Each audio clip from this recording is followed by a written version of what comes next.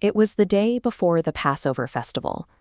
Jesus knew his execution was imminent. History tells us that when rulers realize their time is short, they consolidate their forces. They hoard their remaining influence and demand loyalty from their subjects in their final hours. But Jesus took off his outer garment, tied a coarse towel around his waist, and poured water into a wash basin. He knelt on the floor and began washing the dirt and grime from his disciples' feet, drying them with the towel. In first-century Judea, this was a task reserved strictly for the lowest-ranking servant in a household. His own followers were shocked by the display. Simon Peter initially refused to let his teacher lower himself to do it. Yet Jesus insisted, stating that if he didn't wash their feet, they would no longer be his disciples. Jesus then returned to the table and explained his actions. "I, your Lord and teacher, have just washed your feet. You then should wash one another's feet." He inverted the traditional social structure. To lead in his kingdom required taking the lowest possible position to serve those around you. While this intimate act of service occurred, a distinct threat sat at the very same table. Judas, the son of Simon Iscariot, had already resolved to betray his teacher to the religious authorities. Jesus, deeply troubled, spoke openly to the group. "I am telling you the truth. One of you is going to betray me." The disciples looked at each other in total confusion, having no idea who he meant. Jesus identified Judas privately, handing him a piece of bread and telling him to hurry and do what he must. Judas took it and walked out into the night.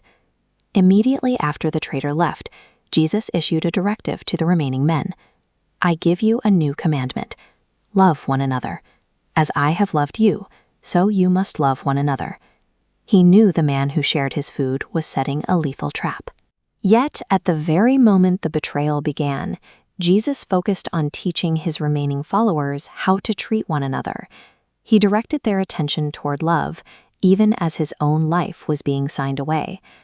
Following the supper, Jesus and his disciples crossed the Kidron Brook. They entered a garden shaded by heavy olive trees, a familiar, isolated place where they had met many times before. Judas knew the location. He arrived leading a detachment of Roman soldiers and temple guards, heavily armed and carrying torches.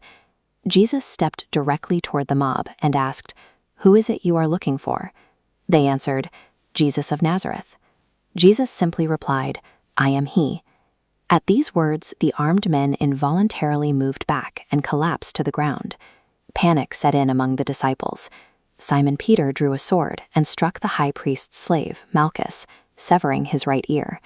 Jesus immediately stopped the violence, telling Peter to put the sword away. He asked his defender, "Do you think that I will not drink the cup of suffering which my Father has given me?" An armed cohort collapsed at a single sentence, and a violent defense was stopped by the target of the arrest himself. He allowed the guards to tie his hands and lead him away, walking into custody of his own volition. Early the next morning, the religious authorities transported Jesus to the Roman governor's palace. Pilate, the Roman prefect, faced a unique prisoner, a man accused of claiming to be the king of the Jews, standing trial within the administrative heart of an occupied city. Pilate interrogated him, stating he held absolute political authority to either free him or crucify him. Jesus responded quietly, "You have authority over me only because it was given to you." His kingdom, he clarified, did not belong to this world. Finding no legal reason to execute him, Pilate bowed to political pressure and handed Jesus over. The soldiers crowned him with thorny branches, mocked him, and led him out to a site called Golgotha. There they nailed him to a cross between two other men. Knowing that his work was complete, Jesus drank from a sponge soaked in cheap wine. He uttered his final phrase, "It is finished." Then he bowed his head and gave up his spirit. In the Greek language of the time, the term for finished appeared on business receipts to indicate a debt had been settled. By choosing this as his final declaration, Jesus identified his own death as the payment required for the failures of his people. Because the Sabbath was rapidly approaching, two secret followers, Joseph of Arimathea and Nicodemus, quickly prepared the body with a heavy mixture of myrrh and aloes. They carried him to a new garden tomb, placed his body inside, and left his followers to mourn in total silence. But early Sunday morning, while it was still dark, Mary Magdalene arrived and found the heavy entrance stone rolled away. Peter and another disciple sprinted to the site. Inside the tomb, they found no body, only the linen wrappings lying flat, and the cloth that had covered his head neatly rolled up by itself. Mary remained outside, crying. She noticed a man she assumed was the gardener, and pleaded to know where they had moved the body. The man simply said one word: Mary. Hearing him speak her name, she recognized her teacher. He instructed her to go and tell the others that he was returning to his Father. This report changed the trajectory for the disciples. A stone was moved, and a body prepared for permanent burial was gone. The empty tomb served as physical proof that the finality of death had been broken.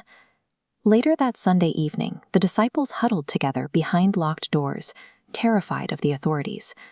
Suddenly, Jesus stood directly among them.